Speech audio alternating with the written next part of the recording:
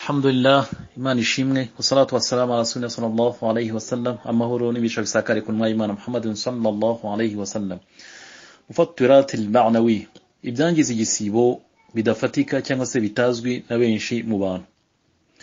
Nkuko tubizi, mu bintu byangiza igisibo tuzi twese ni ibintu bigera kuri 7 byumvikanyweho n'abamenyi bose, ari byo kurya, kunywa, kuruka ku bushake, imibonano mpuzabitsina, imihango ndetse n'ibisanza ku bagore, kuva mu idini ndetse no guhindura umugambi wo gufunga. Ibyo bintu bije ariko biri 7, buri wese arabizi neza yuko igisibo cye cyangirika. Ariko hari ibindi bintu byangiza igisibo intumwa y'Imana Muhammad sallallahu alaihi wasallam yatwigishije, ariko benshi mu bantu usanga batazirikana. Niyo mpamvu Ibilisi iyo ishaka kugira ngo igisibo cyawe cyangirike ntabwo aza kubwira ngo rya cyangwa se nywa cyangwa se kora imibonano. Ni na gake cyane ushobora kumva umuntu igisibo cye cyangiritse kubera ibyo bintu 7 twavuze. Ariko igisibo kirangirika rwose kubera ibi bindi tugiye kuvuga. Niyo mpamvu tubwita ati mufattirat al-ma'nawiyya, byangiza igisibo ariko ntago bifatika kurusha ibingibi 7 tumaze kuvuga twita mufattirat al-madiyya, ibi bizwi bifatika abantu bose bazi. Naam, muri ibyo bintu byangiza igisibo mbere yuko tubivuga, intumwa Muhammad sallallahu alaihi wasallam iraduteguza ndetse dukebura, iratubwira iti muri hadithi iboneka mu gitabo cya Nasa'i, Ibn Majah, hadithi ya Abu Huraira bisanadin sahih, ifite uruhererekane ruzima. Intumwa Muhammad sallallahu alaihi wasallam iratubwira iti rubba sa'imi laysa lahu min siyamihi illa ju' wa rubba qa'imi laysa lahu min qiyamihi illa as-sahr. Birashoboka ko umuntu yirirwa umunsi wose yafunze ariko ntagire ikintu kimwe abona mu bihembo usibye inzara.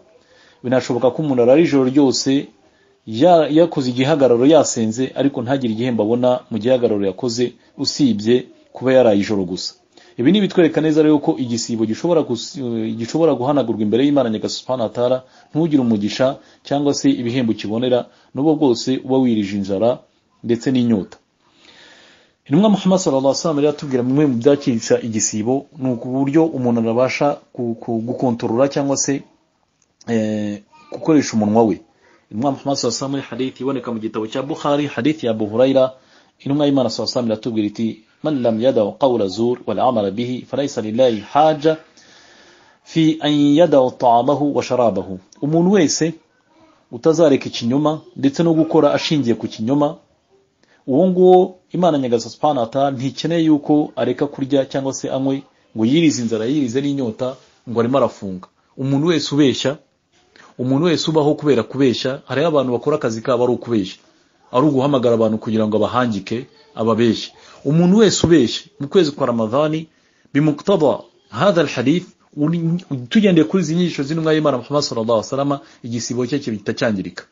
Ikinyoma cyose ubeshye umenye ko igisibo cyawe cyangirika nkuko intumwa y'Imana sallallahu alaihi wasallam ibiduhanangiriza. Ikindi nanone igisibo gishobora kwangirika ukunumva, ariko wenda ukazabona indi bikorwa ukora bikaguhesha ijuru ry'Imana Nyagasani Subhanahu wa Ta'ala. Ariko rero ikibabaje nuko igisibo gishobora kwangirika none ukajya no mu muriro. Icyo nicyo kibi kirenzeho. Dufite dalili zibitwereka. Hadithi ebyiri wenda muzo dushobora kuvuga. Hadithi ya mbere ni hadithi iboneka mu gitabo cya Abi Dawud, hadithi ya Abu Huraira.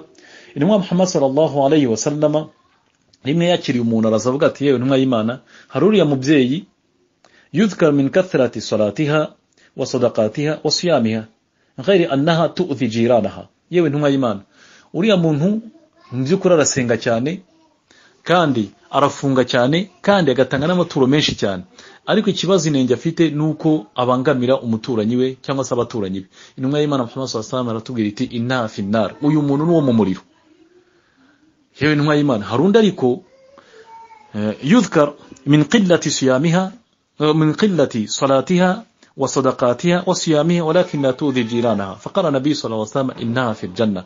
يا رسول الله, yewe ntumwa y'Imana, harundi ariko mu by'ukuri we arasenga, ntagasenga nk'uwa mbere, ntagasenga cyane nk'uwa mbere, nta nubwo atanga amaturo nk'uwa mbere, nta nubwo afunga nk'uwa mbere nkuriya twavuze, ariko mu by'ukuri aha amahoro abaturanyi be, aha amahoro n'abandi bantu muri rusange. Intumwa y'Imana Muhammad sallallahu alaihi wasallam aravuga ati rero uyu nguyu we nuwo mu ijuru.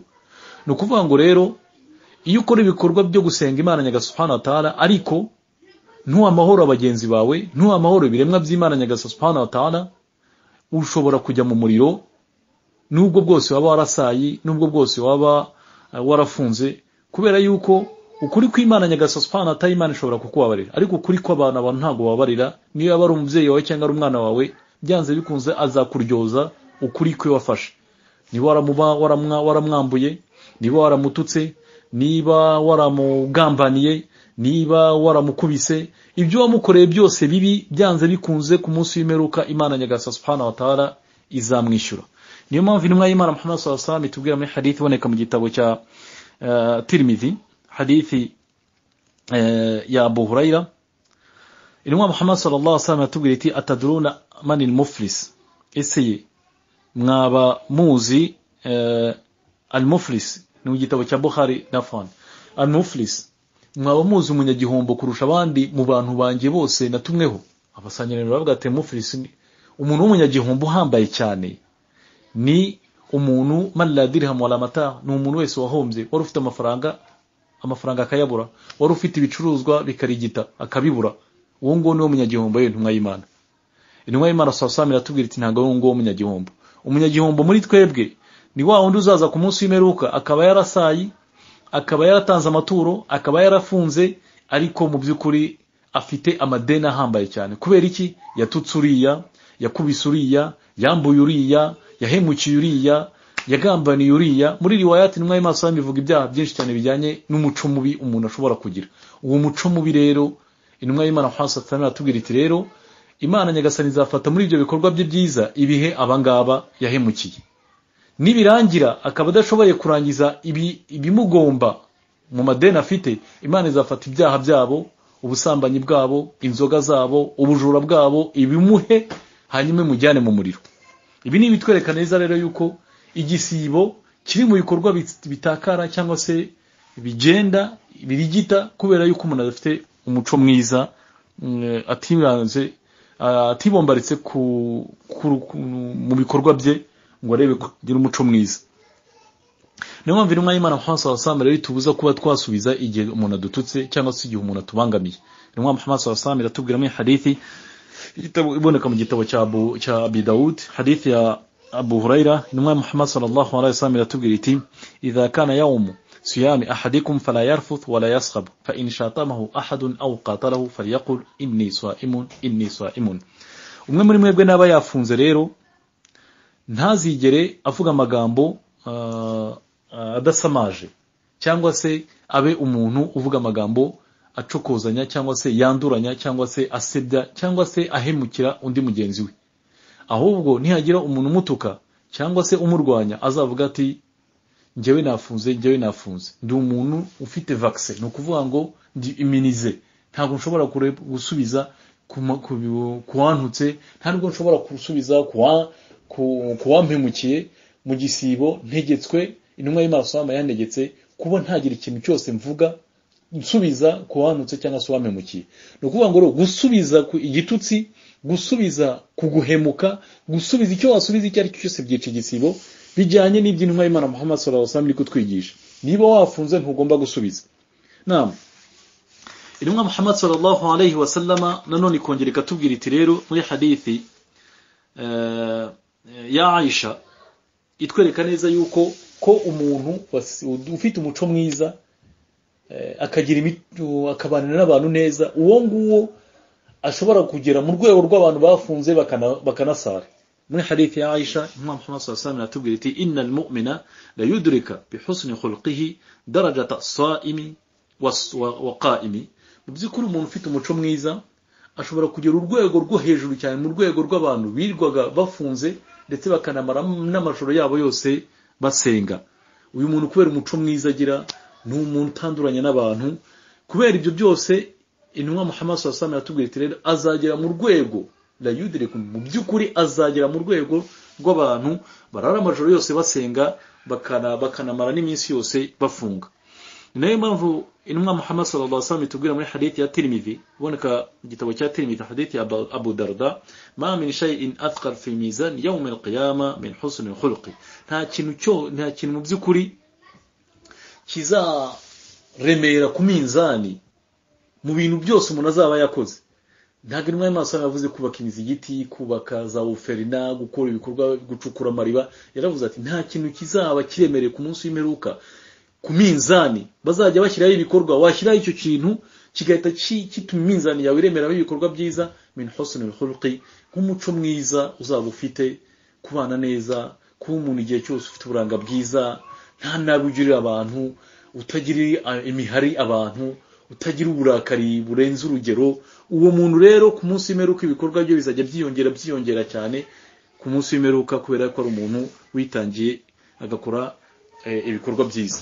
Hadith twarangirizaho rero, intumwa Muhammad sallallahu alaihi wasallam arayibajije muri hadith ya Tirmidhi, hadithi ya Abu Huraira, su'ila Rasul sallallahu alaihi wasallam min akthar ma yudkhil an-nas al-janna.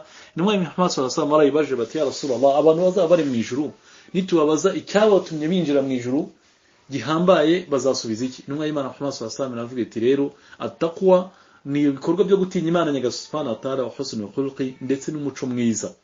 Nuvuga ngo abantu bazaba bakoze umuco mwiza, bakagira umuco mwiza, abo ngabo bizabinjiza benshi cyane mu ijuru, nabo benshi bazaba batuye mu ijuru. Ndetse n'intumwa y'Imana Muhammad sallallahu alaihi wasallam hadith ya Jabir aratubwira ati inna min ahbikum ilayya, mu bantu nkunze cyane kurusha abandi, wa aqrabikum ilayya majlisan yawm al-qiyamah, bazaba banyegereye ku munsi w'imperuka mu ijuru rihambaye cyane, ahasinukum khulqa, niba abandi bazaba bafite umuco mwiza cyane. N'abandi bazaba bigizwayo rero, nubwo bakoze ibikorwa byiza ariko bakigizwayo n'ibikorwa byabo bikagenda bigabanyuka, niba abandi nanone athartharuna, niba abandi bavuga amagambo menshi cyane ntabwo byabyo bababajije, al-mutafayyihuna, babandi bafite ukwibona cyane. Sallallahu ala sayyidina Muhammad wa alihi wa sallam. Alhamdulillahi rabbil alamin.